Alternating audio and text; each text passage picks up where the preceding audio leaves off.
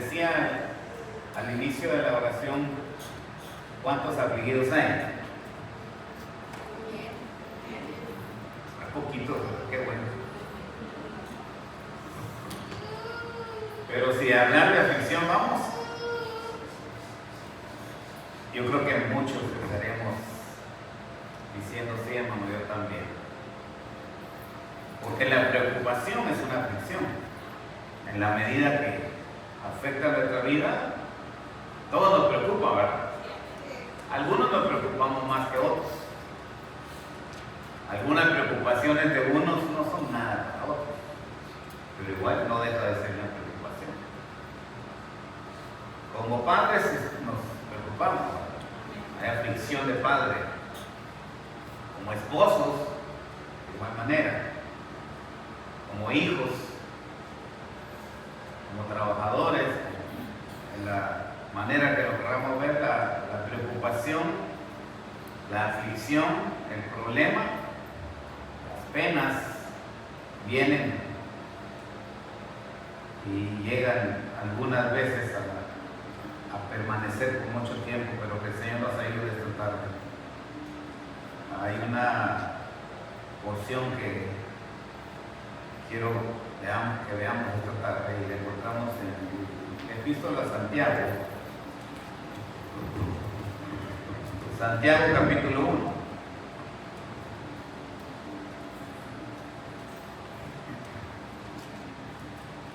Epístola a Santiago, o la Epístola de Santiago.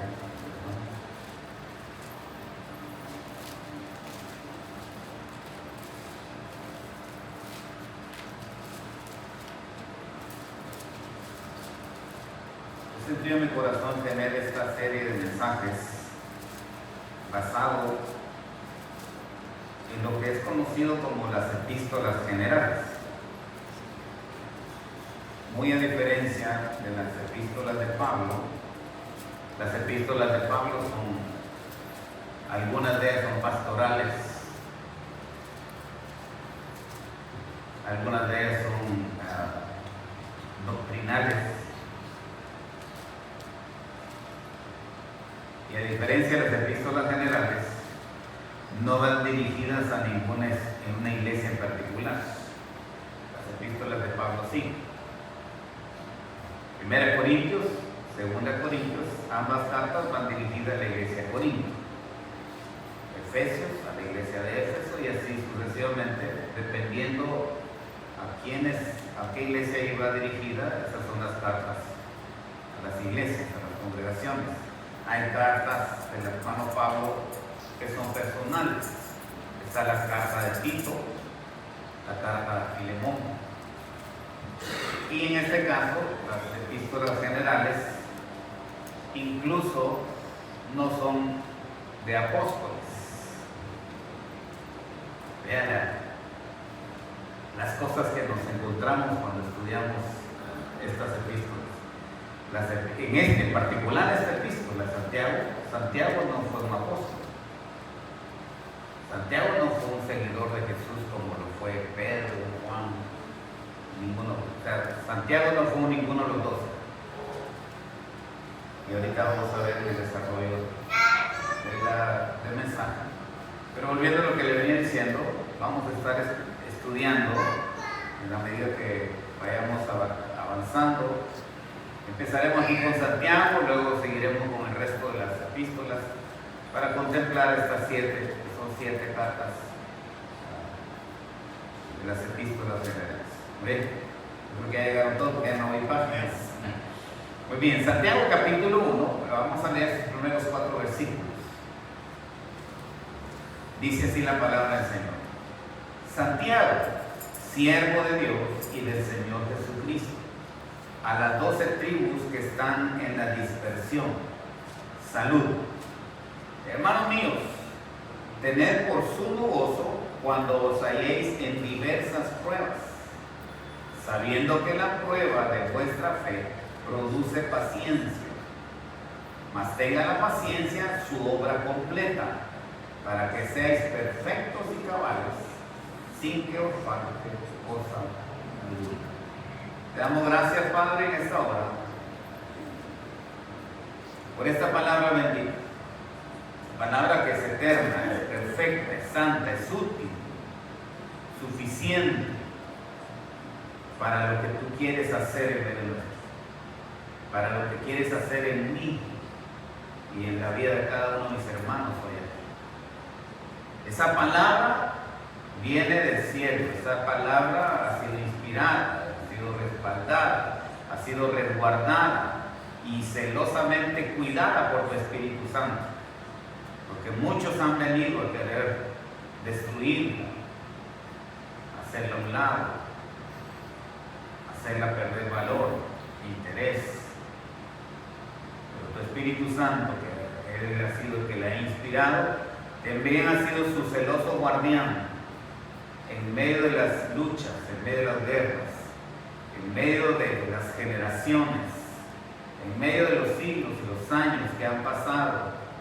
Tu Espíritu Santo ha guardado y hasta la fecha lo sigue guardando y ministrando en los púlpitos, que esperamos sea parte de ese ministerio de Él, en esos púlpitos donde Él ministra, donde Él habla, donde Él se revela, donde Él convence, donde Él guía, donde Él prepara, donde Él llega al corazón, también sea este púlpito. Hoy bendícenos, Dios, a la luz de ella queremos ver, examinar nuestro corazón. Hazlo tú, Señor, con libertad, con autoridad, con soberanía, con el señorío tuyo. Te damos gracias por todo, en el nombre de Cristo Jesús. Amén. Amén. Ocupe su lugar, hermano.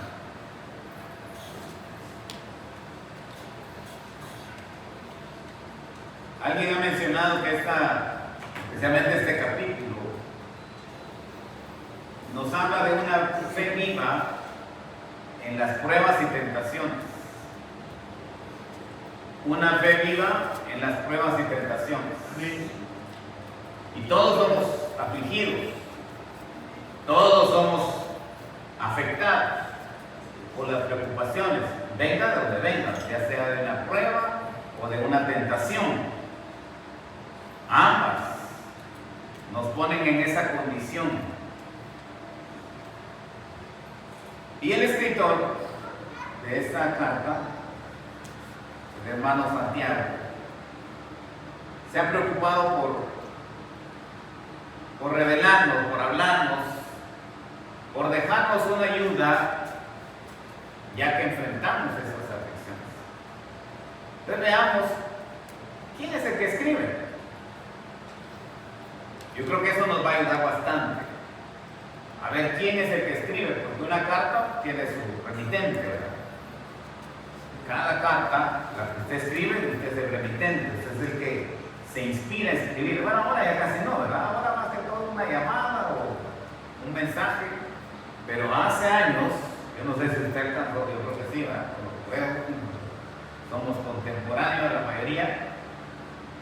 Muy pocos acá, a lo mejor nunca supieron lo que es una carta o escribir una carta personal para alguien en particular, alguien que está a la distancia, alguien que se extraña, alguien que usted quiere comunicarle su sentir, usted quiere desahogar su corazón y decirle, yo no sé qué quiere compartir con sus sentimientos, su pensar, su necesidad, su preocupación, su consejo, su advertencia. Bueno, la carta tiene muchas finalidades, muchos propósitos. Y el que escribe acá es Santiago. Como ya dije, no, este no es el apóstol, él no es un apóstol, pero sí es un escritor. ¿Y qué? Y qué escritor, ¿verdad? Miren lo que vamos a empezar a ver en este día. Sus consejos, eso nos van a ayudar mucho. Y como le digo, saber quién es él, de dónde viene, cuál fue su función en la historia, especialmente en lo que es la iglesia. Pero Santiago originalmente su nombre es Jacobo, su nombre en hebreo es Jacob, su nombre en griego es Santiago. Jacobo, la historia nos habla por lo menos de dos. Jacobo, el primero que voy a mencionar, mencionar, este sí fue un apóstol, un seguidor de Jesús. Fue uno de los primeros 3 que llegaron a Jesús y le empezaron a seguir. Jacobo, hijo de Zebedeo, hijo de Alfeo, uno de ellos. Este Jacobo efectivamente fue un seguidor de Jesús, pero en el primer año, después de que Cristo ya no estuvo, recuerda usted que vino el Pentecostés, todos fueron llenos del Espíritu Santo y empezaron a predicar con denuedo, con libertad, con autoridad, con unción, y dentro de ellos el hermano Jacobo, el apóstol. Pero en la persecución que vino, Herodes lo ha tomado. Herodes ha sido uno de los más sangrientos en el tiempo de la persecución, ha sido el que ha provocado y ha dado luz verde a esta persecución. Por cierto, uno de ellos fue el que decapitó a Juan el Bautista.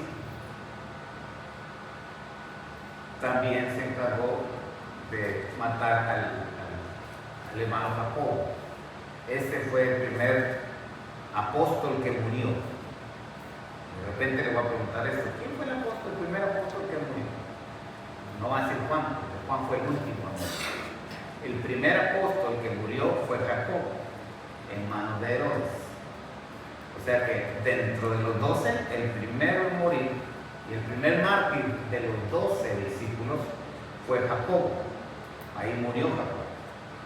O sea que él, después del Pentecostés, no pasó mucho tiempo, no vivió mucho tiempo. Su ministerio fue limitado, fue corto y se acabó rápido. Después del Pentecostés no hubo mucho tiempo. Recuerda que el Pentecostés fue la llenura, la presentación, el derramamiento del Espíritu Santo. Cuando el Espíritu Santo desciende, empieza a moverse un movimiento en la iglesia, y con ello también vino la persecución. Salieron muchos, más que todos los apóstoles perseguidos, los discípulos que se convirtieron en este caso ya en apóstoles.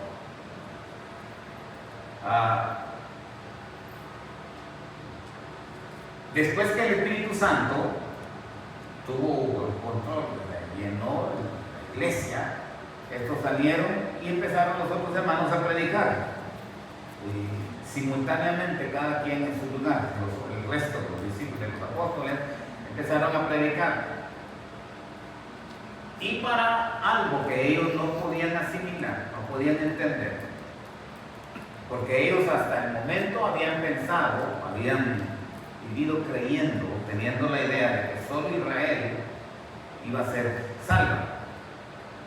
La salvación era solamente para los israelitas, pero para la sorpresa de ellos, cuando ya esos hermanos han salido a otro lugar, han ido predicando, y vean lo que Dios ha hecho. Se ha encargado de salvar ya no solo a los judíos, a los gentiles. O sea, los gentiles, hemos dicho, hemos hablado otras veces de esto, los gentiles son todos aquellos que no tienen nada de relación con Israel, ¿ya? Otras naciones. Ustedes, en otras palabras, ellos somos gentiles, no tenemos nada que ver con Israel. Ni nacimiento, ni espiritualmente, todo eso ya es otra cosa, pero por naturaleza, por sangre, no tenemos nada que ver con Israel. Pues bueno, esos son los llamados gentiles. Allá, cuando estos hermanos salieron a predicar y anunciaron el Evangelio a los gentiles, estos creyeron. Amén. Usted sabe la historia de Filipos, allá donde Pablo y Sila fueron azotados, y dice que el carcelero vino, el carcelero ya se los lleva allá, romano, o sea que nada que ver con Israel. Ahí el mismo carcelero dice: señores, ¿qué debemos hacer para ser salvos? Creen en el Señor Jesucristo y será salvo en tu casa. Y gloria a Dios, esa misma noche ahí en la casa del carcelero le sanaron sus heridas. Pablo tuvo un servicio ahí familiar y todo, y al final la casa del carcelero fue santa. Ahí vemos lo poderoso, lo glorioso, lo especial del Evangelio que alcanzó a los gentiles.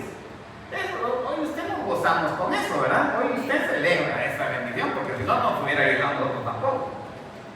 Pero para el proceso en aquel tiempo era a la mente del judío celoso y muy guardador de la ley y de principios de su religión, eso era algo que eso no se puede, eso no. Y Pedro tuvo una lucha con eso. El resto de los discípulos tuvieron una lucha con eso de aceptar de que Dios había incluido a los gentiles. Bueno, ha pasado el tiempo y han venido informaciones de los diferentes hermanos allá en diferentes iglesias y han llegado a Jerusalén. Jerusalén es el centro, acuérdense que ahí estaba el templo. Esa es la sede central de el resto de las iglesias que salieron a ser alcanzadas, a ser fundadas. Entonces llegó el tiempo, pasaron los años y se establecieron iglesias. Y eso provocó, pues, dentro de las cosas que le he mencionado, algunas diferencias. Ahí empezaron a verse las doctrinas, ahí empezaron a verse las diferencias, en qué estamos de acuerdo, en qué no estamos de acuerdo, y esto lo vamos a aceptar, esto no lo vamos a aceptar. Todas esas cosas tuvieron que ser tratadas y con ello llevadas a Jerusalén para reunirse ahí y ponerse de acuerdo. A eso por primera vez se le llamó el Concilio de Jerusalén. Cuando los pastores de allá, los líderes de aquellas iglesias vinieron a Jerusalén, se pusieron ahí, se reunieron y empezaron a tratar asuntos doctrinales. ¿Y eso qué tiene que ver con Jacob? Si estamos hablando de Jacob. Fíjese que Jacob, según la historia, es el pastor de la iglesia en Jerusalén. Bueno, aquí le llaman obispo, la Biblia le llama el obispo. El obispo era el encargado del resto de pastores en Jerusalén. Y los demás que vinieron, pues se reunieron con Jacob, con Pedro y Juan, dice, eso lo narra el apóstol Pablo en Gálatas, capítulo 1 y 2, cuando él escribe de su experiencia. Entonces ya con esto ya le escribí, bueno, ¿dónde ubicamos a Jacob? Bueno, Jacob es el pastor general, el obispo general de Jerusalén, pero vamos a retroceder un poquito, porque aquí me estoy saltando algo. Muy aparte de eso, y más significativamente de eso, Jacob es hermano de Jesús. De eso habla Mateo capítulo 15, pero algo así. Un ratito le doy así. Mateo habla acerca de, usted se recuerda cuando Jesús estaba enseñando y de repente alguien llega y le dice, te buscan tus hermanos, tu mamá y tus hermanos te buscan. Dice, no, los hermanos son estos que hacen la voluntad de mi Padre, y bueno, él espiritualiza esa relación. Pero Mateo no se queda con eso, sino que escribe y narra y dice, afuera lo esperaba María, su madre, y sus hermanos, Jacobo, Judas, recuerdo si son 2 o 3 que al ratito le doy la cita, se la voy a dar de una vez para ir a entender eso. Mateo capítulo 13. Mateo capítulo 13, versículo 55. Aconteció, el 53, aconteció que cuando terminó Jesús estas parábolas se fue de ahí y venido a su tierra les enseñaba en la sinagoga de ellos. De tal manera que se maravillaban y decían, ¿de dónde tiene esta sabiduría y estos milagros? ¿No es este el hijo del carpintero? ¿No se llama su madre María y sus hermanos Jacobo, José, Simón y Judas? Ahí está, miren. Con eso le doy la cita hasta para que usted enseñe allá donde le dicen que María sigue siendo virgen después de Jesús. Mire, sus hermanos, Jacobo, José, Simón y Judas, ahí son los nombres de los 4 hermanos varones de Jesús. Bueno, ahí aparece Jacobo, es el mismo que yo les he dicho que llegaba ahí, estaba ahí. Bueno, ¿y cómo estamos seguros que se trata del mismo? Entonces ahora sí vamos a lo que le decía hace un momento, Gálatas. Seguramente los mensajes casi no doy las citas, pero hoy se las estoy dando. No sé por qué. No, para que usted vaya informado, ¿verdad? No diga, no, pues. En Gálatas capítulo 1, versículo 19, aquí es el apóstol Pablo el que escribe, dice, hablando él de su conversión. Leamos del 15 para entender mejor, dice: pero cuando agradó a Dios, que me apartó desde el vientre de mi madre y me llamó por su gracia, revelar a su Hijo en mí para que yo le predicase entre los gentiles, no consulté enseguida con carne y sangre, ni subí a Jerusalén a los que eran apóstoles antes que yo, sino que fui a Arabia y volví de nuevo a Damasco. Después, pasados 3 años, subí a Jerusalén para ver a Pedro y permanecí con él 15 días, o sea, el primer apóstol que dio. Pero no vi a ningún otro apóstol, a ninguno de los otros apóstoles, sino a Jacob. Eso significa que Jacob no era apóstol, sino a Jacob, el hermano del Señor. Ahí nos da la luz, ahí nos enseña pues, quién es ese Jacob.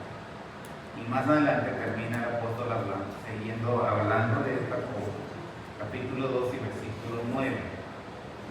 Y reconociendo la gracia que me había sido dada, Jacob, Cefas, que es Pedro, y Juan, que eran considerados como columnas de la iglesia, nos dieron a mí y a Bernabé la diestra en señal de compañerismo para que nosotros fuésemos a los gentiles y ellos a la circuncisión.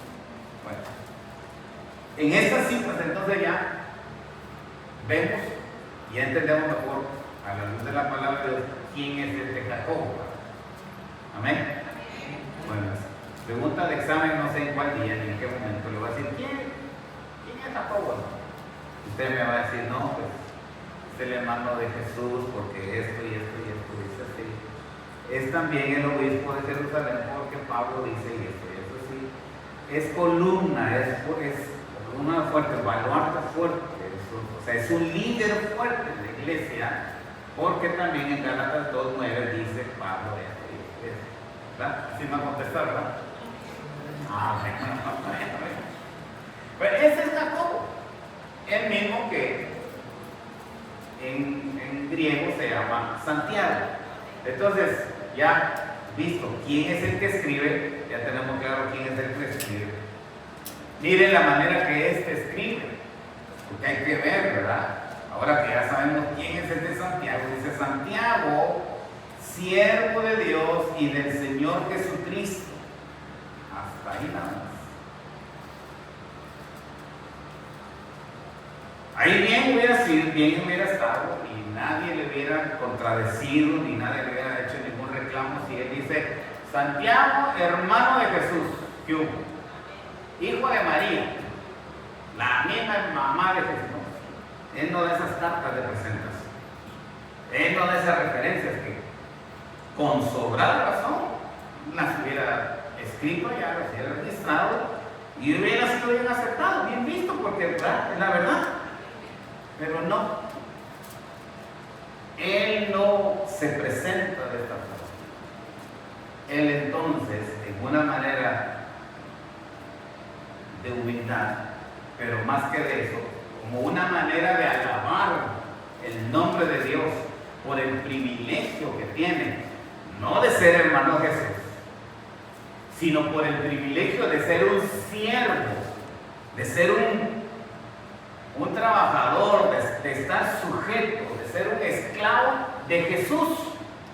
Miren, hermano, qué privilegio el que tuvo Santiago de ver, yo no sé qué diferencia de edad se tenía, ni qué experiencias tuvieron en casa, en la mesa, en comer, ser atendido por María de su niñez. Yo no sé qué experiencias guardaba en las calles de Jerusalén, en el patio de la casa o en el taller de José.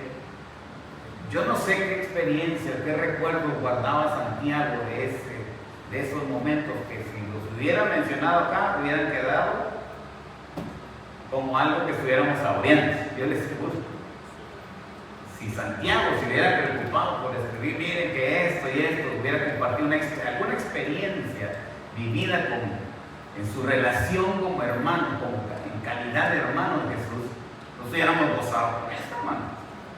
Ese trato, esa atención, esa manera de que hubieran descrito, ese acercamiento, esa identidad con Jesús, hubieran sido bien vistas, pero no. Santiago solamente se limita a decirse y a verse como siervo, como alguien que está sujeto a obedecer, como alguien que no tiene voluntad propia, que no busca hacer lo que él quiere. Eso es el carácter de siervo. Siervo no se autoproclama hermano de Jesús, sino que se presenta como siervo. La palabra griega significa, o más bien es doulos, habla de siervo, al servicio de otro, pero al mismo tiempo dice siervo de Dios y del Señor Jesucristo. Una manera de confianza hubiera dicho siervo de Jesús y ya. Siervo de mi hermano. Pero no. Él le pone siervo del Señor Jesús. Eso todavía da un sentido más grande de su calidad de siervo, de su calidad de servidor y en este caso de adorador. Porque fíjense, la palabra siervo me llamó mucho la atención, de la palabra Señor, perdón. De la palabra Señor, del griego original, significa curios. Los judíos utilizaban curios, o sea, la palabra curios, como un nombre de Dios. Además, era un título que se le daba a los primeros emperadores de Roma para expresar su deidad. A esos tipos eran vistos como dioses, eran respetados, se les daba su lugar como darle lugar a un dios, a una divinidad. Y la gente usaba esa palabra, curios. Y es la que usa Santiago hoy acá para decir Señor Jesús o Señor Jesucristo. En su calidad de hermano, él está siendo obligado a cualquier cosa, y en su calidad de siervo, él está reconociendo quién es Jesús. No es cualquier maestro, no fue ni siquiera una bendición de ser mi hermano, pero él es más que eso, él es un Dios. Él es Dios, el Señor Jesucristo. Mire cómo el hermano Santiago ha ido paso a paso. Primero se presenta a él habla de su calidad, pero al mismo tiempo reconoce en la manera de una alabanza, en la manera de una adoración, de reconocer quién es Jesús y él es Dios. Él es Dios, en otras palabras. Entonces ya con eso hemos hablado de la presentación del autor. Ahora veamos cómo él le alaba, cómo le glorifica y le llama Señor Jesús. Y con ello también dice ahí que esta carta o este escrito va dirigido a las 12 tribus que están en la dispersión, y solamente dice salud. Muy a diferencia que el apóstol Pablo que menciona y dice gracia y misericordia, gracia y paz a vosotros que sois guardados, etc. No, aquí Santiago bien directo y reservado, limitado, salud, a lo que va. Después de saludos no es como usted y yo que, hermano, ¿cómo está? ¿Cómo le ha ido? ¿Qué está la familia? Todo por allá, y ojalá, no. Es directo, va y dice salud. Y mire, hermano, entra de una vez a lo que viene. Dice, hermano mío, tened por sumo gozo cuando os halléis en diversas pruebas. Hermano, ¿cómo está empezando este tema? Así a lo directo, así sin tan adorno, tan nos llama a tener sumo gozo, no cualquier gozo, un sumo gozo, o sea, un gozo profundo, grande, significativo, algo que no debe de fingirse, que no debe de, si se puede, está bien, no. Sumo gozo significa un gozo real, un gozo verdadero, un gozo genuino, un gozo que se muestre, un gozo que se viva, un gozo que se manifieste, un gozo que se vea, un gozo que se compruebe que es gozo, pues. Tiene todas las características de este gozo que quiere el hermano Santiago que tengamos, no cuando todo va bien, eso viene por naturaleza, no cuando todo nos sale bien, no cuando todas las puertas se nos abren y somos bien recibidos, aplaudidos y con un abrazo, no. Cuando os halléis en diversas pruebas.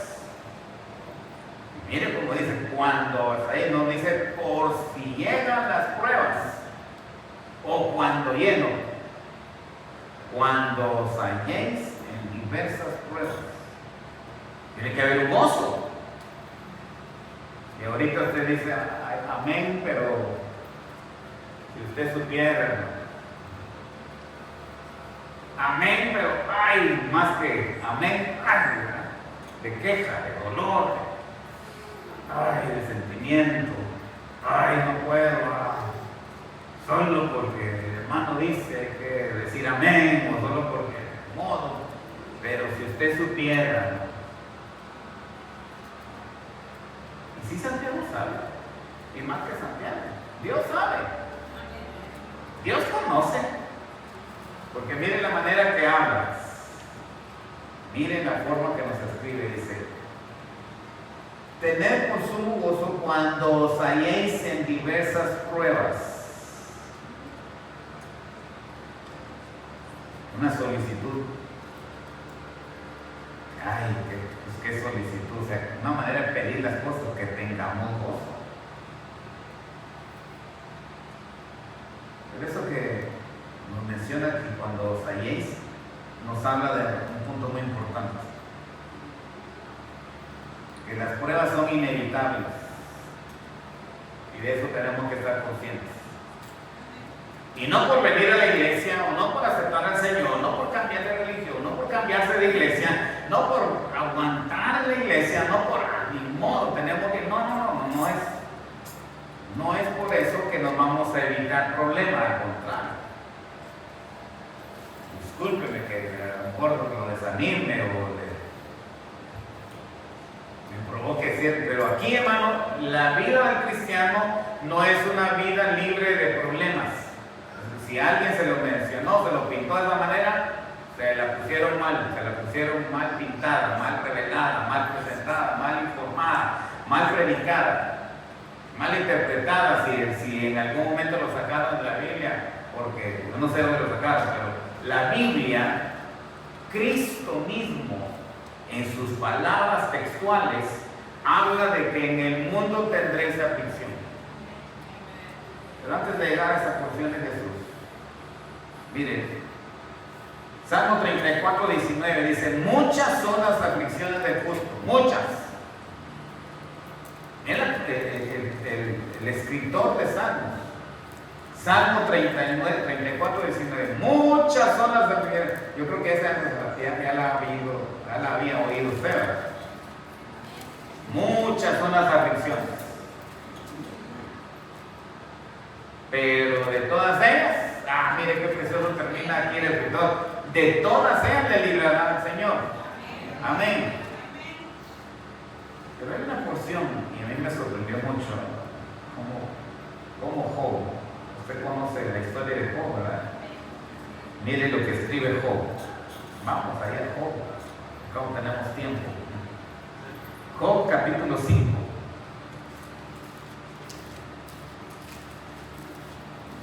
Versículos 6 y 7. Job 5, 6 y 7. Dice Job en medio de su angustia, en medio de su dolor, de su enfermedad y toda la pena que llevaba.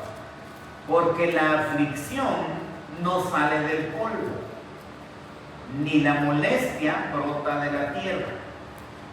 Pero como las chispas se levantan para volar por el aire, así el hombre nace para la aflicción. Es lo que nos está hablando aquí. El hombre nace para la aflicción. Por más que usted quiera evitarle problemas a su niñito, en el primer problema el niño se va a encontrar en sus primeras aflicciones. Cuando empieza a caminar, cuando empieza a hablar, cuando el primer día de clases. Hace unos días estaba hablando con mi hijo, Jaime, y hablaba de su relación con su hijo, un niño, 2 años y medio, más de 2 años y medio, casi cumple los 3. Casi todas las noches, no le digo que todas las noches, pero tratamos de hablarles seguido. Y todas las noches lo vemos por video y todo, y vemos ahí el niño. Pero una noche de estas, hablando de su relación con él, que fue allá, fue aquí, llevó a su mamá a la escuela, y empezaron las clases, mi hermana es maestra. Así de que el primer día de clases se han ido los 3, se han levantado al niño, han ido a dejar a mi nuera al trabajo. Y ahí le han dicho adiós a mami, adiós. Y el niño ha expresado sus sentidos. ¿Por qué se tiene que quedar mami? ¿Por qué nos tenemos que regresar a casa solos tú y yo? Y eso, ok, está bien, pero pasó el tiempo, llegaron a casa y lo primero que se le vino a la mente a Jaime es: el otro año va a ser él el que se queda y voy a ser yo el que regrese solo. Los voy a ir a dejar a los dos. Y cuando diciéndome eso, a mi hijo se le quebró la voz. Usted va a decir, no, hay que exagerar, pero bueno, así es mi hijo y mi modo. Es mi hijo. Algo tenía que sacar de ese chillón en medio. Empezó a llorar. Y por el momento, ¿qué pasó? Dijo, de repente algo pasó, se cayó el niño. No, dijo, es que solo de pensar que el otro año lo tengo que dejar ahí. Y no voy a poder estar ahí para ayudarlo, para cuidarlo, para ver que no se caiga, o por si alguien de los niños le quiere pegar o quiere. Dice Job, el hombre ha sido hecho para las aflicciones. A la medida del niño, pero ya es una aflicción. El niño llega, yo no sé con ustedes, pero mis hijos cuando estaban chiquitos llegaron llorando, quejándose que los habían visto mal, que les habían hecho esto. No, mi hijo, tienes una ley. Así es. Ese mismo Jaime, en su primer trabajo, yo no quería que trabajaran en el polvo, así en una compañía. Yo quería que ellos tuvieran su mismo trabajo, oficina, y usted sabe, ¿verdad? Como padre queremos lo mejor. Entonces yo siempre aconsejé a mi hijo, mira, estudiante, mira, no, él quería trabajo sucio, borrarlo, sudarlo. Su primer día de trabajo, de noche, me acuerdo de él. Le digo, mamá, mi hijo, le digo, cualquier cosa me hablas. Si yo necesito información, pues yo voy y veo qué hago, si necesito llevarte algo, ahí las recomendaciones, porque su primer trabajo de muchacho y andamos con eso. Me llama, no recuerdo la hora, el asunto que me llama, llorando. Papi, digo, esto no es para mí. Me hizo llorar, digo, pero me lo pasé y le digo, te dije, mijo, tapando y te dije, mijo, pero ni modo, tienes que aguantar. Tus aflicciones. Como padres quisiéramos ahorrarle aflicciones a nuestros hijos. Pero Job nos ha dicho que el hombre está hecho para las aflicciones y por consiguiente las aflicciones están hechas para el hombre. O sea, Inevitablemente es parte de nuestra vida. O sea que la Biblia nos pinta, nos habla, nos revela esa verdad, esa realidad, hermano. Entonces yo no puedo decirle, mire hermano, venga Cristo y se le acabaron sus problemas. Mire, va a vivir de aquí en adelante.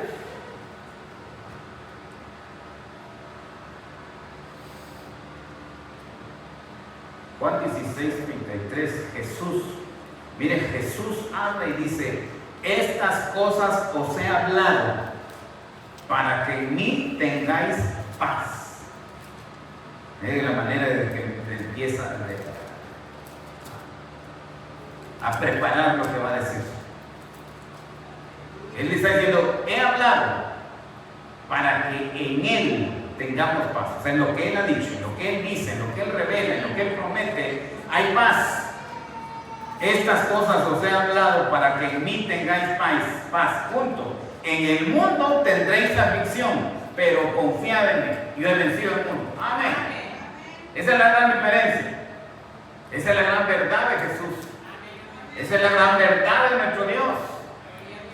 Miren que a Pedro, cuando estaba a punto de negar a Jesús, Jesús llega con Pedro y dice, Pedro, ya Pedro le promete ser el escudo para defender las balas, poner el pecho para las balas.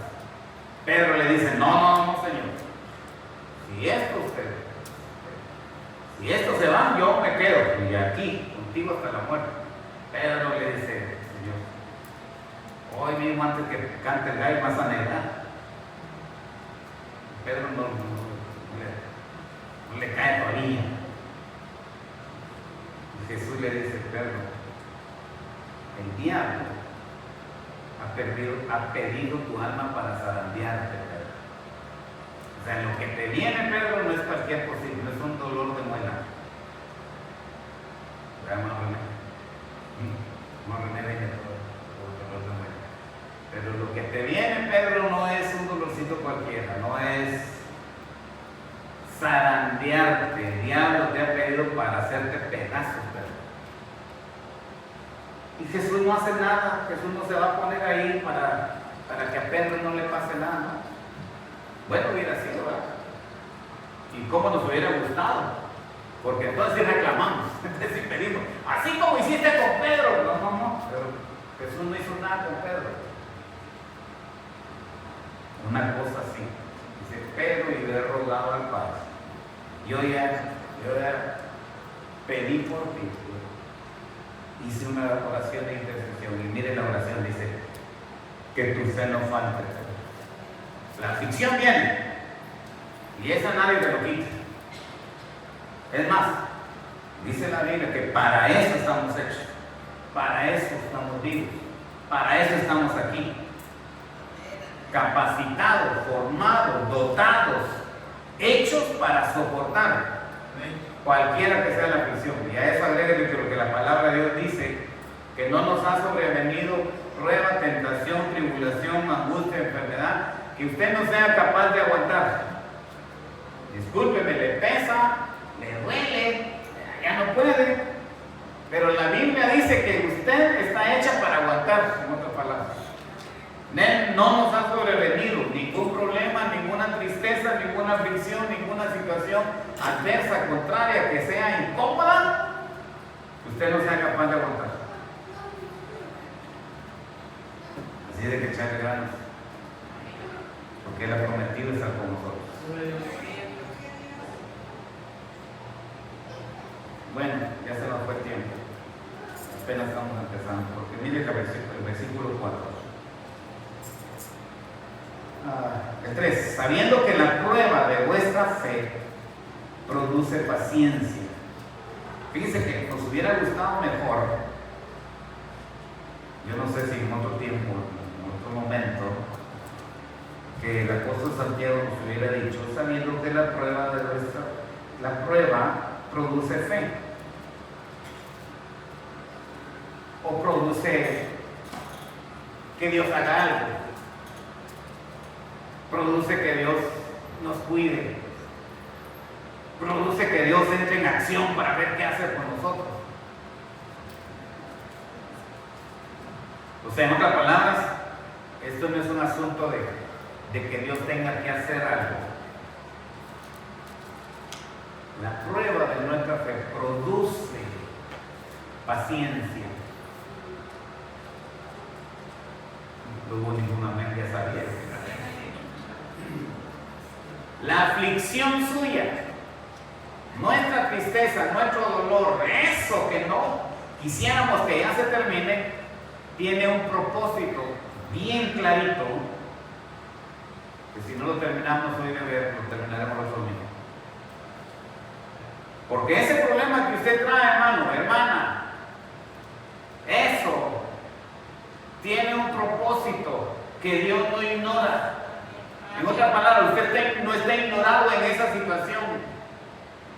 Por el tiempo, por el espacio, por el dolor, por la profundidad, por la razón, por los medios, por las circunstancias, por lo que usted quiera. Esa aflicción, por lo que le falte que se acabe, Dios está en control. Pero más que eso, hay una expectativa de parte de Dios. Que Él no va a hacer esto, no va a hacerlo, no, Él está. Porque la prueba produce paciencia. Así es de que no vuelvo a decir, ay Dios, dame paciencia con este hombre o con esta mujer. Porque si así es la situación, se le va a dar más problemas. Decía una hermana en un servicio hace tiempo en una iglesia, orando, Señor, dame paciencia, y mira que lléname de paciencia, y dame el don de la paciencia, y dame el ministerio de la paciencia, y pedía la paciencia, y el pastor al final le dice, hermana, no pida paciencia porque lo que el Señor le va a dar va a ser aflicción, porque no mira que la aflicción es la que produce la paciencia. O sea que no hay un don de la paciencia que el Señor va y da o inyecta o hace derramar sobre el hermano, que también bonito que no. Es a través de la aflicción. O sea, en otras palabras, la paciencia es el fruto de algo. Así que ni lo pidamos si no estamos dispuestos a pasar el proceso, enfrentar el proceso, a esperar en el proceso, a aguantar en el proceso, a confiar en el proceso, a depender de Dios en el proceso, a estar firmes en medio del proceso, por más doloroso, por más triste, por más lo que sea, vamos a estar firmes. Amén. Porque miren lo que dice acá. Miren lo que el apóstol nos está escribiendo. Sabiendo que la prueba de vuestra fe produce paciencia. ¿Y qué es la paciencia? Yo me fui al diccionario griego, no crea que me las sé todas. En el griego, la palabra paciencia significa, o se escribe upomone. Está compuesta. Ubo significa bajo o menor. Bajo, reducido. Y menos significa estar, soportar y permanecer. O sea que ya uniendo estas dos palabras, tiene la imagen o la intención de revelarnos que alguien está bajo una carga pesada. ¿Sí se siente usted, verdad? Está bajo el peso de un problema, de una dificultad.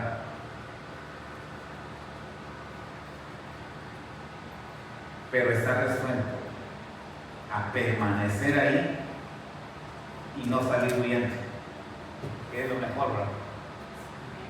Aparentemente la solución, no, ¿sabes qué? Mejor me olvido de esto, me voy.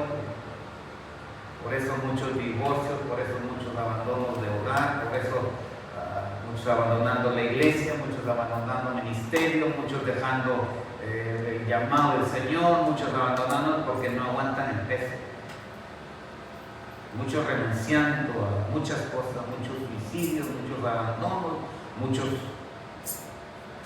muchas vidas frustradas, muchas cosas sin alcanzarse, porque el peso no estuvieron dispuestos a esperar, sino que en la primera salieron bien. Pero eso es en otro lugar, aquí en la iglesia no. Esa es otra gente, aquí no. Amén. Seamos gente con paciencia. Aunque, como le decía hace un momento, aunque la mosca muchas veces no la quiera quitar. Estamos con como la pelotilla, ¿no? En la teoría. Sentimos que caemos y de repente era una mosca. No sé si agarró la idea de la ilustración. Esa pelotilla llegó ahí porque le dieron un mazazo, pero bueno. Y le hicieron revirar. Ese mazazo fue duro. Ya, con eso tenía para. Pero solamente con el toque de una mosca fue suficiente para terminar. A veces parecemos así, no tenemos la paciencia y cualquier mosca nos hace caer. No tenemos el soporte, no tenemos la determinación, aún sabiendo las promesas de Dios, conociendo el poder de Dios, sabiendo quién es Dios, escuchando lo que Dios ha sido capaz de hacer, lo que Dios está haciendo en medio nuestro, lo que Dios ha hecho en un tiempo con nosotros y todo lo que le hemos creído y todo lo que le hemos incluso prometido, pero una mosca nos arruina todo. Aguante, hermano. En el nombre del Señor, aguantemos. Seamos gente de aguante. ¿Saben por qué? Porque mire lo que viene. La paciencia, siendo una virtud, siendo un fruto, tiene un efecto poderoso en su vida para que el apóstol la llame de esa forma, una obra completa. Versículos 4. Mas tenga la paciencia su obra completa. O sea, la paciencia tiene su desarrollo, tiene su momento, tiene su efecto, pero no se determina como tal hasta que en verdad se ve completa, hasta que al final lleve adelante el propósito por la que necesitamos la paciencia. La paciencia tiene que ser completa, y esa no la determina usted, la determinan las circunstancias, la determina el fruto, la determinan los actos, los resultados de la paciencia. Muchos renuncian, muchos dicen, ya me colmaron la paciencia, ya me voy. Es fácil. Yo mismo he tenido esos momentos. Los he pasado, los he sufrido. He pagado las consecuencias de que la paciencia se me acabó, se me terminó. Pero en la vida espiritual, hermano, en su lucha de aquí al cielo, en su lucha de aquí a la eternidad, necesitamos fortalecernos, necesitamos revestirnos y aguantar la paciencia hasta que tengan su fruto completo, su obra completa. Mire cómo lo llama el apóstol, obra completa.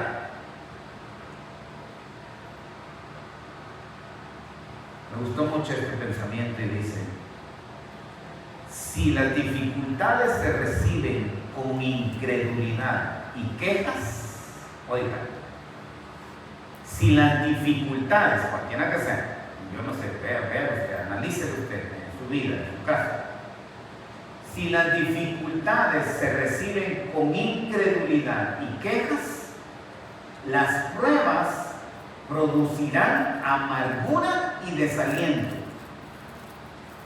Pero otro Santiago nos exhorta a enfrentarlas con sumo gozo. Miren qué contrariedad es esta. Porque en nuestra humanidad nos quejamos de los problemas, nos desesperamos y caemos en la amargura y el desaliento. Pero para que la obra sea completa, ¿cuál es el propósito? Hay tres cosas, tres calificativos, que lo vamos a ver por ahí el Señor el otro domingo. Hoy solamente quiero mencionar. La obra completa se ve a través o alcanza, dice, para que seáis perfectos. ¿Cuántos perfectos hay aquí? Y no le digo que usted no se equivoque, no. Perfectos en la paciencia. Porque todo esto más relacionado con la paciencia, no es un asunto de si usted piensa bien, si usted se expresa bien, esos son, ahí estamos sujetos, amarrados y comprometidos con la imperfección. Porque hablamos mal de repente, ya la regamos y para borrar eso no se puede. O sea que ahí no hemos sido perfectos. Y yo soy el primero. Pero vamos a relacionar con la paciencia. Algún día, en algún momento, Dios está esperando que usted y yo seamos perfectos en la paciencia. ¿Y cómo lo necesitamos? Yo lo necesito. En mi casa, aquí en la iglesia, yo necesito paciencia. Yo necesito ser perfecto. Pero hay otra consecuencia, hay otra bendición o virtud de esa paciencia completa. Cabales. Los chapines tenemos esa expresión que cabal cuando queremos aprobar algo, cuando estamos aceptando algo, cuando estamos de acuerdo, ¿verdad? Esto es cabal. Pero para ser cabales es porque encajó eso, cabal, entró, dio la medida, quedó ahí perfecto, cabal. En la paciencia, usted y yo tenemos que ser cabales, encajados en su lugar, bien puesto, en el momento oportuno, como ejemplo, buen resultado, bien dicho, bien hecho. Paciencia, cabal. Pero sigue diciendo, perfectos, cabales y sin que os falte cosa alguna. O sea, sin necesitar de más. Cuando no le falta nada a usted, porque ya no necesita, ¿verdad? Cuando usted armó un aparato, un equipo de lo que sea, y no le sobraron piezas, ni le faltaron piezas, ni quedó mal hecho, ni quedó. O sea, va a funcionar bien. Porque para eso se armó. Usted no arma un equipo para usarlo como herramienta para otra cosa. Usted arma eso porque le va a servir, yo no sé, para cortar la yarda, para soldar, para que el camión camine mejor y aguante más peso. Usted pone eso ahí porque ese camión, ese equipo, esa herramienta, ese lugar necesitaban esa parte y con esa parte ya asunto resuelto. No falta más. Era lo que nos faltaba y se acabó. Ya no necesitamos más. La paciencia es exactamente lo que usted y yo necesitamos para que esto funcione bien, para que esto camine bien, para que Dios haga uso de esto. Tenemos que la paciencia tenga su obra completa. Pero usted estamos perfectos, estamos cabales, ya no nos falta nada. Si en alguno de los tres tenemos unas veces, esta misma tarde vieron el Señor.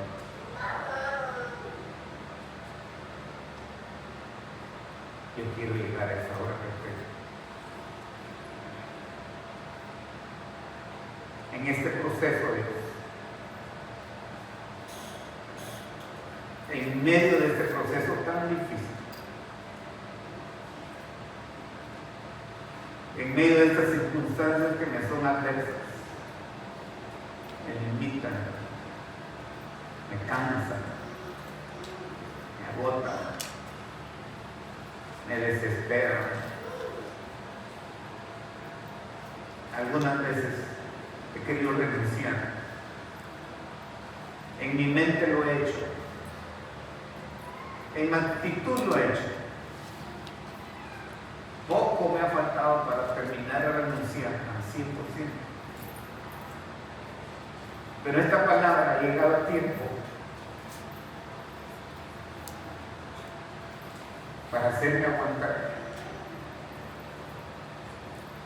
para esperar en ti. Todavía hay tiempo de esperar. Todavía la paciencia está a punto de llegar.